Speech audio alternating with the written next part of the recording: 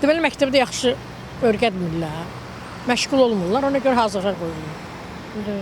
Təhsil zəifdir də ona görə. Vaxtikən biz oxuyanda, yəni biz müəllim yanına getməmişik. Mən özüm İnşaat Mühəndislər İnstitutu qurtarmışam.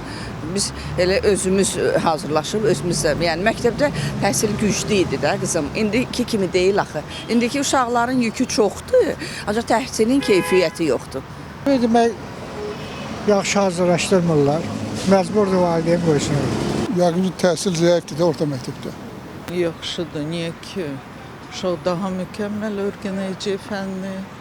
Düz deyil, məktəbi biz qınayırıq, amma məktəbi dərslər biraz çətindir. Bəzi uşaqlar var, qavraya bilir, bəziləri də var, qavraya bilmir. Ona görə də repetitor yanına getmək çox yaxşıdır. Mən belə fikirləşirəm. Əslinin zəif olması.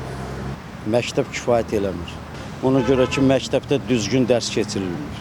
Haqsızlıqdır. Qabaq hazırlıq yox idi.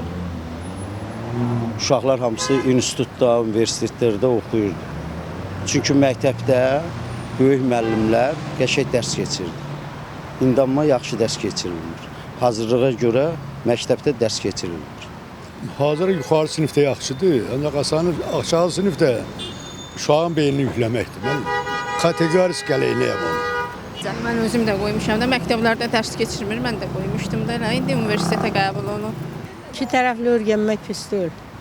İndiki zamanda lazımdır. Müəllim çatdırmır, tutaq ki 15 uşaqdır. Mən də istəyirəm ki, uşağım lap yaxşı savadlı olsun.